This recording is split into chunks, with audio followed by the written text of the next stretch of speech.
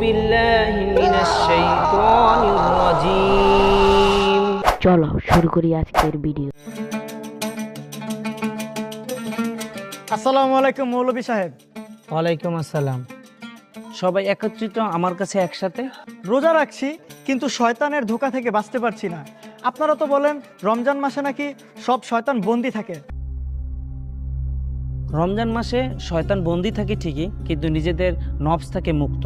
আর শয়তান রমজান মাসে দুর্বল থাকে, কিন্তু নিজেদের অন্তর, যে অন্তরের নফস, সে কিন্তু শক্তই থাকে।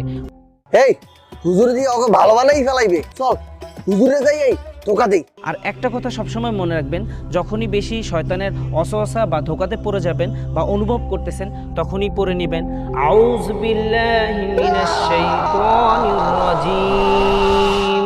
আসসালামু আলাইকুম।